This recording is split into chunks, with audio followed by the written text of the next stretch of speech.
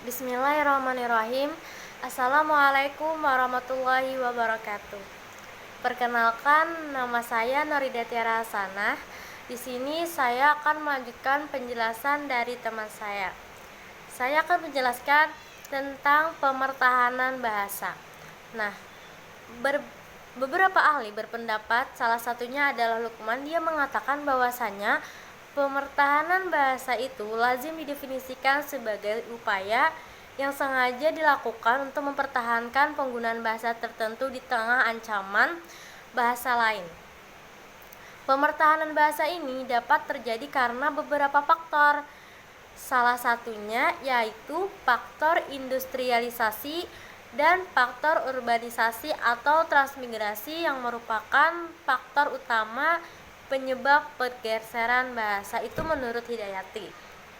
Lain halnya dikatakan oleh Fishman, dia mengatakan bahwasanya salah satu faktor penting pemertahanan bahasa yaitu adalah adanya loyalitas masyarakat pendukung. Dengan adanya loyalitas, pendukung suatu bahasa akan tetap mewariskan bahasanya dari generasi ke generasi. Selanjutnya Holmes mengatakan bahwasanya ada 3 faktor utama yang berhubungan dengan keberhasilan pemertahanan bahasa.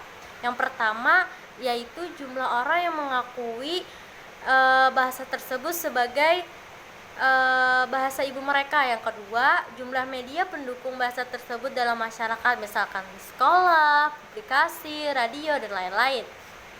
Dan yang ketiga, indeks yang berhubungan dengan jumlah orang yang mengakui dengan perbandingan total dari media-media pendukung.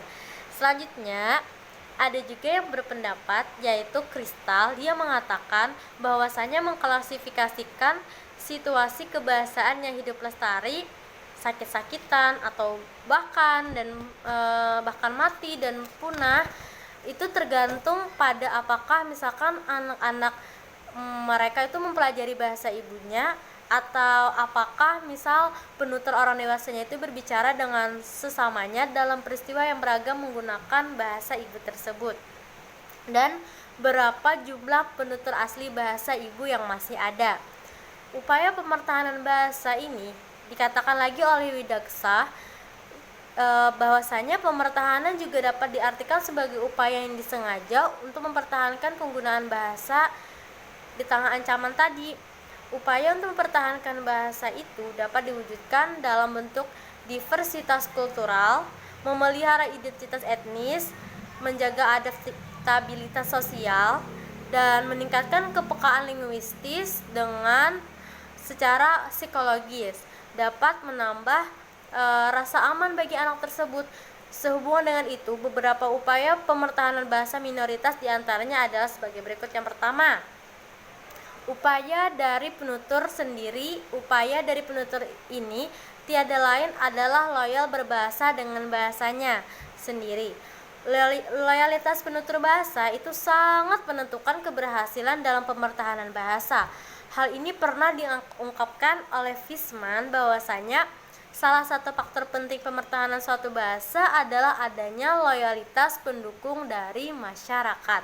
Yang kedua, upaya dari pemerintah setempat.